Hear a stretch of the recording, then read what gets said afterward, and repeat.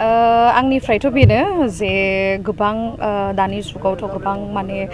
जोलुर गेलेनानैबो गोबां साक्सेसफुल जानाय मानसिफोर दंखायो जोंनि बर'नि गेजेरावबो साफा सानै दाथ' नुनो मोनबायानो सिगाङावथ' गुबुन हारिनिसो नुयोमोन नालाय ओमफ्राय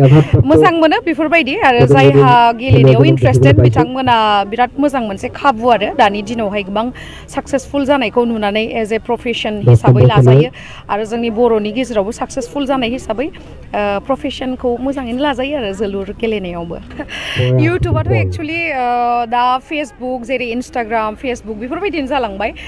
जाय गोसो बिथांमोनानो माने गावनि पार्सनेल एकाउन्ट खेवनानै माने गावनि एक्टिभिटिसफोरखौ बा मा होनो एज ए ब्लगार बा जिखुनु गावहा जेरावहाय टेलेन्ट दङ बेखौहाय माने दिन्थिनो हायो बिराद माने इजिलि दानाथ' माने इउटुबा ओरैबायदि मोजां मोनसे प्लेटफर्म जेरावहाय माने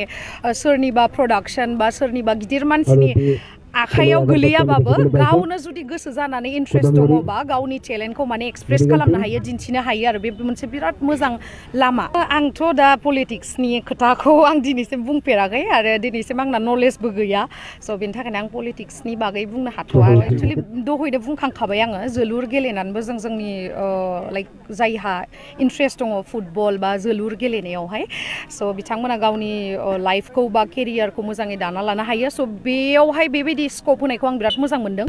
UPPL सरकारानो जोंना दा माने स्कपखौ होदों जिहेतु आं मिथिनानै मोनबाय स' आं बिथांमोनखौ साबायखर बावहरो आरो दाल' नङा इयुनावबो बेफोरबायदिनो जोंनि बर' लाइमोनफोरखौहाय बेफोरबायदि स्कप होगोन होननानै आसा खालामो आरो आं